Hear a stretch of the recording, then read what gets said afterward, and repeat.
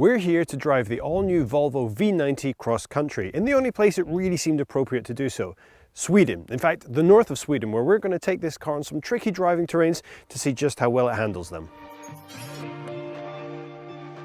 Volvo is celebrating 20 years of cross-country models, with the V90 Cross Country echoing the original V70 XC that we first laid eyes on all the way back in 1997. The V90 Cross Country also shares a platform with the S90 and the XC90. Volvo wagons have always had a following from fans across the world who liked their boxy look they were known for in the 70s and 80s, but now they are really pulling out the stops, creating some Swedish design that looks absolutely spectacular out on the road. Now, the V90 Cross Country actually has to have a completely different chassis to the V90 due to its higher ride height and a few other tweaks, but it's been tweaked just so it feels just like the V90 or the S90 for that matter. Under the hood we've got a 2-litre supercharged and turbocharged 4-cylinder engine putting out 316 horsepower and 295 foot-pounds of torque. Normally the all-wheel drive system sends all of the power to the front wheels, making this behave like a normal front-wheel drive wagon, but thanks to the driving modes can dynamically select that front and back where needed. The cross-country version of the V90 is designed for those with more adventurous, outdoorsy types of hobbies, and although that's not exactly my kind of thing, there was one thing I fancied having a go at that would make full use of the car's capabilities. No journey to Volvo in Sweden would be fully complete without some ice driving, so they've given us the cross-country on a frozen lake, which they tell me is called Duck Lake, to try out its control on the ice. Now, Sweden has been having remarkably mild conditions for the time of year, meaning that although the ice is frozen to a depth of several meters, there is a lot of standing water, making this incredibly slippy and a lot of fun. Now obviously we're not operating with complete lack of traction control. The car is still helping me out, which is why I'm not currently facing in the direction I've just come. One thing that shines through on this frozen lake is that the handling is wonderfully predictable. There's only one solution to get yourself out of trouble when you're drifting on ice, and it's never the brakes. More power. Now, of course, it's something that Volvo V90 Cross Country owners are going to be doing on the reg with their car, but it's nice to know that it can. As fun as that was, and it really was, it's hard to imagine many Volvo owners doing this in their cars, so it was time to get back onto roads. Frozen roads, but roads all the same.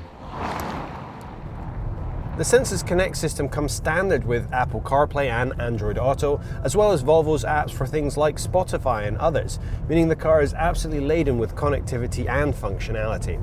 All of that adds up to a really great cabin, not just in terms of that functionality, but looks-wise. The vertically orientated screen means that options are always within reach, and having the swipe style between menu screens to find all the relevant options becomes incredibly intuitive, incredibly quickly. On top of the safety features we've been seeing in Volvos for years, the V90 Cross Country also features a rudimentary V2V technology, vehicle to vehicle, allowing Volvo owners to alert each other to dangers in the roads. If your car loses any kind of traction or the hazard lights go on, it pings out a message to nearby Volvo drivers to let them know that that part of the road might have a hazard on it.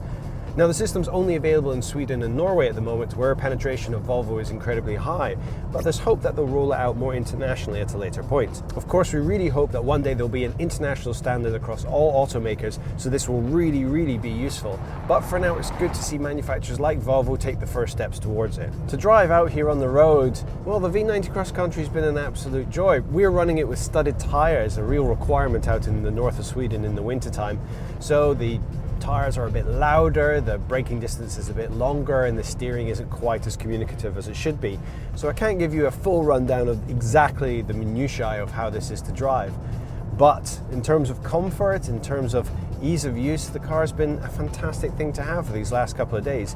Cruising long distances through amazing scenery, this has been a real travel companion that we've enjoyed having with us. And as we saw out on the ice, it can't just handle conventional roads. When given the opportunity to let loose on some icy roads, or rather straight up ice, it really held its own. The driving characteristics really shone through. The quality of the chassis made it completely predictable, and even when going fully sideways, you knew exactly how to control it.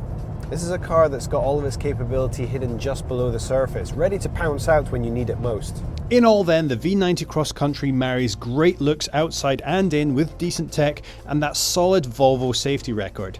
Add to that the ability to give as good as it gets out in challenging conditions, and that SUV you might have been considering suddenly doesn't look quite as good.